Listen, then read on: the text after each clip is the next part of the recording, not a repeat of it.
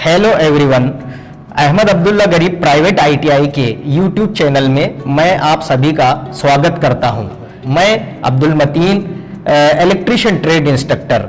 आज हम लोग जो टॉपिक स्टडी करने वाले हैं उसका नाम है फुल वेव रेक्टिफायर। जैसे कि मैंने जो है तो आपके हमारे जो पुराना लेक्चर प्रीवियस लेक्चर में जैसे हमने देखा था हाफ वेव रेक्टिफायर, तो ये उसी के इसमें जो है तो उसी की अगली कड़ी है ये फुल वेव रेक्टिफायर। तो एक्चुअली क्या है कि जैसे मैंने आप लोगों को बताया था कि जो रेक्टिफिकेशन का जो प्रोसेस है उसमें हम ये करते हैं कि एसी सप्लाई को डीसी सप्लाई में कन्वर्ट करते हैं।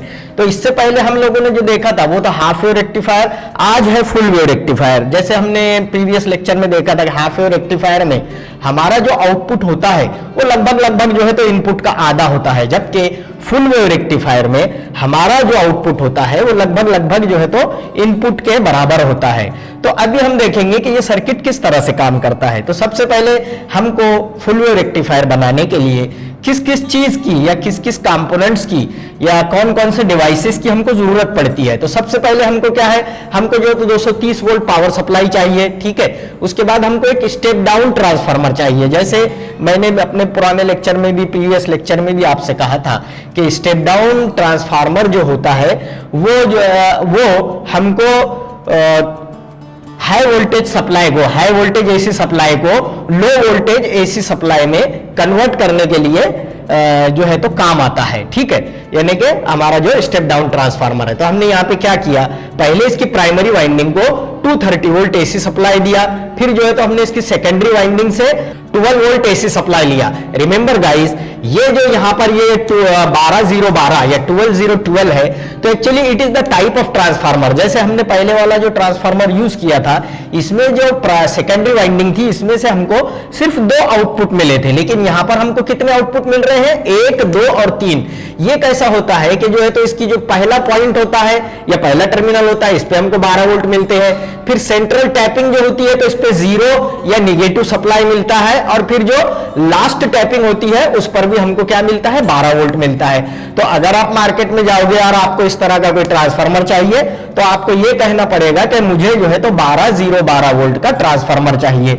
इसमें भी जो है तो इलेक्ट्रिक इसमें करंट की भी स्पेसिफिकेशन इंपॉर्टेंट होती है। जैसे हमारी करंट रिक्वायरमेंट क्या है, तो when we will go to the market हमको जो है तो डिफरेंट टाइप के ट्रांसफार्मर्स मिलेंगे। उसमें आपको जो है तो 500 milli ampere, 1 ampere, 2 ampere, 1.5 ampere, 1.2 ampere, इस तरह के हमको जो है तो क्लासिफाइड ट्रांसफार्मर्स मिलेंगे जो कि अलग अलग हमको जो है तो करंट प्रोवाइड करेंगे। It depends on our power requirement. जैसे अगर हमको कोई जो लोड है उसका जो है तो वैटेज कंजम्पशन कितना है वो हिसाब से हमको करंट चूज करना पड़ता है। तो anyway we will move forward, हम आगे बढ़ते हैं। तो यहां पर हमको मिल गया 12012 एसी सप्लाई। फिर हमने क्या किया, D1 और D2 दो जो है तो डायोड्स हमने रेक्टिफायर डायोड यूज किए हैं दोनों टैपिंग में, और फिर उसको क्या किया हमने, उसके जो है तो कैथोड जो है डायोड के उनको शॉर्ट कर दिया यहाँ पे, और जो सेंट्रल टैपिंग है उससे जो है तो हमने निगेटिव सप्लाई यहां पर ले लिया, ठीक है। उसके बाद हमको जो सप्लाई यहां पर मिला है तो वो कौन सा है, फ्लक्चुएटिंग डीसी सप्लाई। यानी कि क्या मतलब है इसका कि जो है तो ये जो हमारा साइकिल है तो ये क्या हुआ, ये पॉजिटिव साइकिल यहां पर जो है तो हमारा रेक्टिफाई हुआ, और ये जो निगेटिव साइकिल है ये D2 डायोड के जरिए जो है तो निगेटिव साइकिल यहां पे रेक्टिफाई हुआ, यानी उसको पॉजिटिव पीक में कन्वर्ट करके वो जो है तो अपर साइड में या पॉजिटिव साइड में उसको भेज देता है। इस तरह से हमको ये क्या मिलता है, यहां पर तो हमको 12 वोल्ट मिलेगा या 10.8 वोल्ट, वो हम बाद में देखेंगे, कैलकुलेशन करेंगे जब। यहां पर जो है तो ये 12 वोल्ट है लेकिन यहां पर ये 0 वोल्ट है, इसलिए इसे कहा जाता है फ्लक्चुएटिंग डीसी वोल्टेज। लेकिन जैसे हम लोगों को पता है कि हमारी जो भी रिक्वायरमेंट है तो वो प्योर डीसी की होती है। जैसे हम लोग देखते हैं कि हमारी जो बैटरीज है, चाहे हमारे मोबाइल की बैटरी हो, इन्वर्टर की बैटरी हो या हमारे ऑटोमोबाइल की बैटरी हो, ये जो हमको सप्लाई देता है डीसी सप्लाई, ये बहुत ही प्योर डीसी सप्लाई होता है, ये बहुत ही प्योर डीसी सप्लाई होता है, यानी कि इट्स वेरी वेरी प्योर। लेकिन हमको हम जो 230 वोल्ट से इसको रेक्टिफाई करते हैं, तो जब हम इसको रेक्टिफाई करके इस सेक्शन में आते हैं तो हमको ये क्या मिलता है, फ्लक्चुएटिंग डीसी सप्लाई मिलता है। फ्लक्चुएटिंग को हमको प्योर कन्वर्ट करना है, तो जैसे we have seen our previous lecture कि हमको जो है तो फिल्टर कैपेसिटर या इसको इलेक्ट्रोलिटिक कैपेसिटर लगाना पड़ता है। तो it depends on the capacity of, so we can say ये जो हमारा इलेक्ट्रोलिटिक कैपेसिटर है इसका जो है तो valuation, somebody will ask me sir what would be the value of this capacitor. तो हम यहाँ पे जो है तो 12 वोल्ट सप्लाई है, तो हम यहाँ पे जो कैपेसिटर यूज करेंगे वो 1000 MFD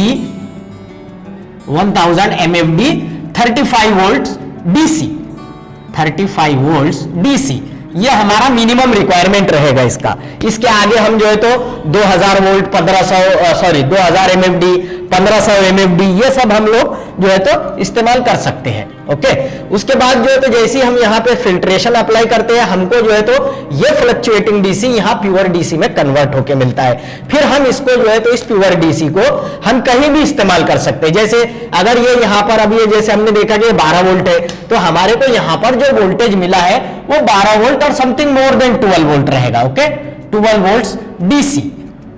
तो अगर हम चाहें तो इस सप्लाई को हम एक 12 वोल्ट की जो है तो जो बैटरी है हमारी, कौन सी बैटरी, जैसे हमारे ऑटोमोबाइल की बैटरी है या इन्वर्टर की बैटरी है, तो हम उसके चार्जिंग के लिए यूज कर सकते हैं इसको। ठीक है, उसी तरह से अगर ये 5 वोल्ट आउटपुट है तो हम हमारे को इसको जो है तो मोबाइल का चार्जर बोल के यूज कर सकते हैं। तो it depends on our use. अब अगर हमको इसको कैलकुलेट करना है कि मैं जो है तो यहां पर वो फ्लक्चुएटिंग डीसी वोल्टेज कितना होता है, तो जैसे हमने प्रीवियस लेक्चर में देखा था कि output DC voltage output V output DC of course in case of full wave rectifier is equal to 0.9 multiplied by VRMS। जैसे कि मैंने मेरे प्रीवियस लेक्चर में बताया था, VRMS means root mean square value of the voltage. तो यहां पे हमारी रूट मीन स्क्वायर वैल्यू क्या है, लगभग जो है तो लगभग नहीं, 12 वोल्ट का हमारा ट्रांसफार्मर है, तो it is going to be 0.9 multiplied by VRMS is 12 and it is going to be near about 10.8 DC volts, 10.8 DC volt.